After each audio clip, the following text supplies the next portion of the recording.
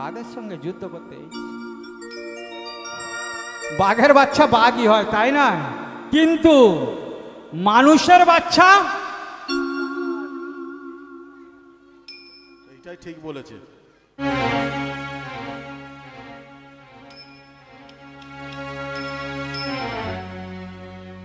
মানুষের বাচ্চা কি হয় গো? অসুর হয়।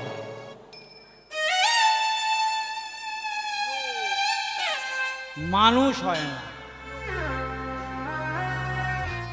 মানুষ যদি হতো তাহলে তার রাগ থাকতো না। মা বাবাকে যত্ন করত, সেবা করত, বড়দের শ্রদ্ধা করত, ভগবানের নাম করত, আর চারটে আমের জন্য বৌদির মুন্ডু কেটে নিয়ে যেত না।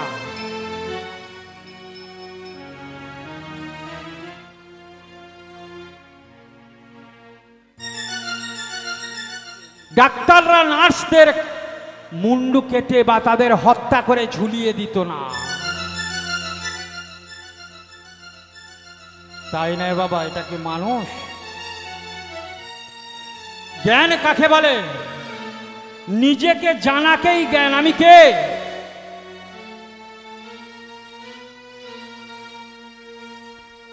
কলকাতার একটা বিখ্যাত সাহিত্যিক কেবলমাত্র একজন বলেছিল, নেতাজি সুভাষচন্দ্র বসু 13 বছর বয়সে হোস্টেল থেকে মাকে চিঠি দিয়েছিল, মা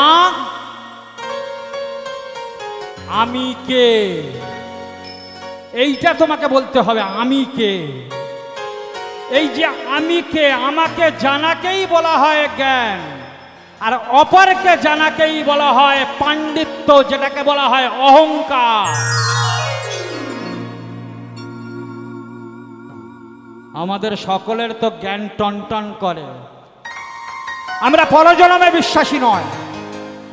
এটাই জন্মেছে এই 60 বছর, 70 বছর, 100 বছর বা 20 বছর, 10 বছর, এটাই আমার জন্ম, আর আমি জন্মাবো না। 1930 থেকে 35 সালের একটা ঘটনা বলি, মন দিয়ে শুনবেন।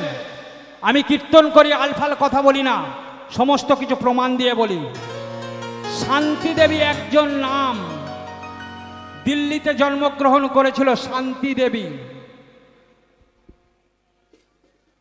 4 বছর বয়স তার যখন, তার পূর্বজন্মের সমস্ত কথা তার মনে পড়ে গেছে। তার স্বামী কোথায় জন্মেছিল, কোথায় তার বিয়ে হয়েছিল? মথুরাতে। তার স্বামীর নাম বিবেক দুবে।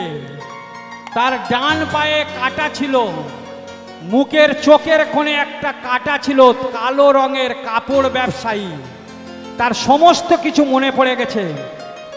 এই নিয়ে তার মার কাছে বা আত্মীয় পরিজনের কাছে বলল।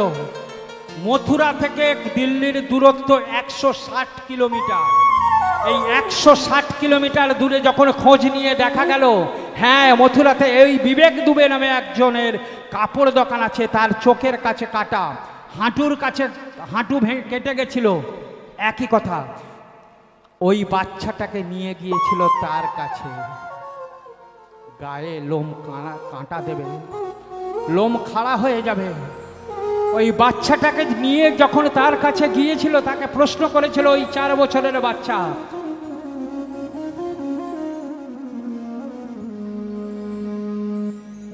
চোখ দিয়ে জল এসে যাচ্ছে, মা ইমোশনালি হয়ে যাচ্ছে।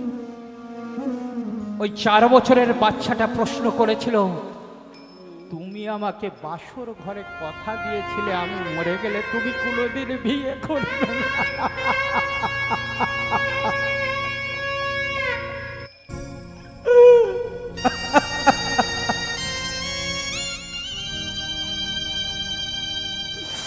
তুমি তো আমাকে বাসর ঘরে কথা দিয়েছিলে, তুমি আমি মরে গেলে তুমি কোনোদিন বিবাহ করবে না, তাহলে কেন তুমি বিবাহ করেছো? সত্য কথা। 30 থেকে 35 সালের মধ্যে ওই ঘটনা নিয়ে তখনকার দিনের মহাত্মা গান্ধী থেকে আরম্ভ করে এইরকম একজন 12 জনের টিম নির্বাচন হয়েছিল। এবং ওটা নিয়ে গোটা বিশ্ব তোলপাড় হয়েছিল। তখন প্রমাণ হয়েছিল পরজনম বলে একটা কিছু আছে অবশ্যই, না হলে আমরা এক মায়ের পেটে জন্মগ্রহণ করেছি, একই বাবার গৌরষ্ঠে জন্মগ্রহণ করেছি। কেউ হচ্ছে বিএ পাস, কেউ হচ্ছে মাস্টার, কেউ হচ্ছে ব্যাংকে চাকরি করে, কেউ হচ্ছে ডাক্তার।